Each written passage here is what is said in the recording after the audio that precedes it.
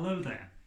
I'm Jon Kirkman. I'm a broadcaster and journalist based in the UK, and I want to tell you about some things that may interest you while you're still in quarantine, isolation, lockdown, whatever it is. And I think there's a lot of stuff here that I can interest you in because I get sent lots and lots of CDs and DVDs as part of my job. Now, we're going to be concentrating on the rock band, the Strawbs, today. Now, these are available via a company called Cherry Red. Now, you may have missed these. Now, what I will stress is that Cherry Red are still sending out orders via their website. So if you want to go to their website, which is cherryred.co.uk, you'll see it running across the bottom of this video.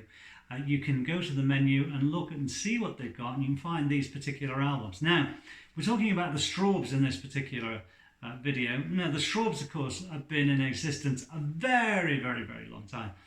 Wonderful British band, huge in sort of Europe, UK, Canada, and various other places as well. I think they're pretty big in Australia. They formed in '64 as the Strawberry Hill Boys. They became the Strawbs, I suppose, officially in 1969 when they signed to A&M Records, although they had made an album in 1967 with Sandy Denny, but it wasn't released until about 1973. Now, around about that time, in fact 1972, this album came out. This was Dave Cousins' solo album. Now, it's called 2 Weeks Last Summer, and it came between the Grave New World and Bursting at the Seams albums, and it was indeed recorded in 2 weeks, the previous summer, when it came out. It's a fabulous album. It's very, very diverse as well. I guess some of these songs could have ended up on Strawbs albums, but Dave wanted to do a solo album, and I think he probably felt that they were not suitable for the Strawbs. If you want to listen to Dave talking about it, you can go to my SoundCloud page because we have a lot of interviews on there as well. You just look up Dave Cousins, you should see that in there because he's talking about the Strawbs and about this album. It's been reissued beautifully in a digipack. It's very nice. You get a rather nice booklet inside, which has the cover on there as well. And there's some notes in there where Dave explains how the album came to be recorded. That's one of the original master tapes from the album.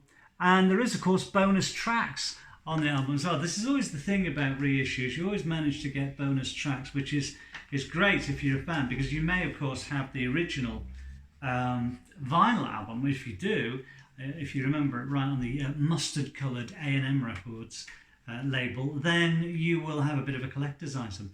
Now, moving on, we have this album here. Now, this is Deep Cuts. This is the Strawbs, almost the Strawbs Go Pop. It was an album that was released in the mid-70s on the Oyster Records label. In fact, their label mates on Oyster at the time were Ian Gillan and Ritchie Blackmore's Rainbow. So they were in good company in terms of the rock heavyweights there, I think. It's a great album again, and another reissue from the Esoteric label through Cherry Red. And again, quite a few bonus tracks on here. I think this is going to be the pull for a lot of fans. Now, you may well have these on vinyl, but they have been remastered. Not only have they been remastered, they've also included various bonus tracks. And as I said, there's some amazing material on these albums. That's another one. That's one called Deep Cuts. Now, here's a rather nice set. This was actually the last album that the Strawbs released in the 70s. There was meant to be another one, which we'll come to in a second, actually. But this was the first for Arista Records, and it was a pretty big deal as well for the Strawbs at the time. Things didn't quite go the way Dave wanted it. Again, you can hear in the interview if you go to the SoundCloud page. But it was a big deal for the Strawbs to sign to Arista Records in the late 70s. Dave kind of went into the radio industry shortly after this album, and in fact shortly after the next album, which was going to be Heartbreak Hill, which came out, well, in the early 90s rather than the late 70s. But this was the last album released in the 70s by the Strawbs. It's been expanded, of course. In this, you get a rather fine poster, which is a reproduction. I think it's a tour poster, actually, for the actual tour to promote Deadlines.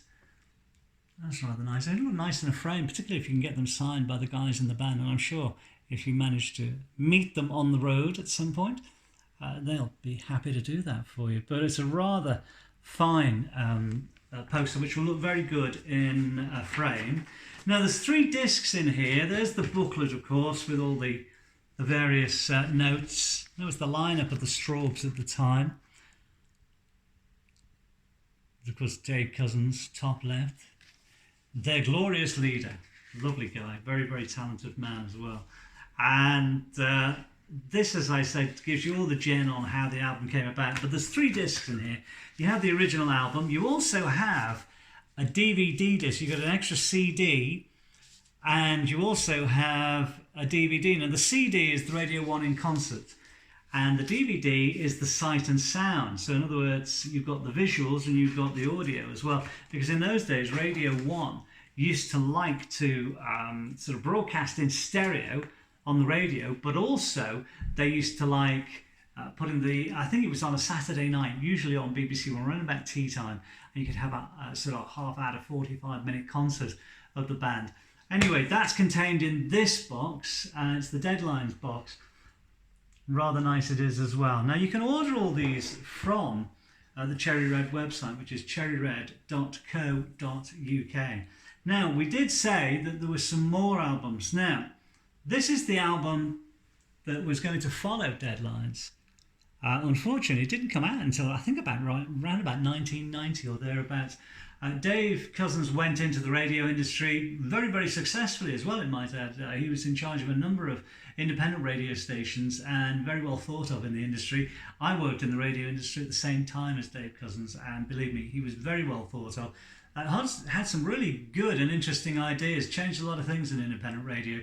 But I guess the lure of the grease paint and the smell of the stage, or whatever it is, it's the smell of the grease paint, the roar of the crowd, isn't it? Was obviously too much, and he decided to put the Strawbs back together, which he did, and they continue to this day, of course. Anyway, Heartbreak Hill is now going to be available, again, remastered with bonus tracks, along with this particular one as well. So there's 2 releases, Burning For You. Now, this came out in 1977. It's got a great Dave Lambert song on this album called Heartbreaker. And as I said, they've all been remastered, got extra tracks on them as well. So well worth going over to the Cherry Red website. It's cherryred.co.uk if you're a fan of the Strawbs. And hopefully when all of this dies down, all this current pandemic that we're currently living through at the moment, you'll be able to go and see the Strawbs live. I was supposed to be working with the acoustic Strawbs in America a couple of months back. But unfortunately, due to the seriousness of the current pandemic, everything was cancelled, like we all know. But I am hoping that bands and performances will be back on the schedule. I don't know when, but I'm sure they will be at some point soon. Probably sooner than later, I hope. Anyway, but the most important thing, you can buy all these albums or order these albums right now by going to the Cherry Red website, which is cherryred.co.uk. You'll find the address at the bottom of this screen. Just go to the menu, click on the menu, type in Strawbs, and all will be revealed in the nicest possible sense. Thanks for watching.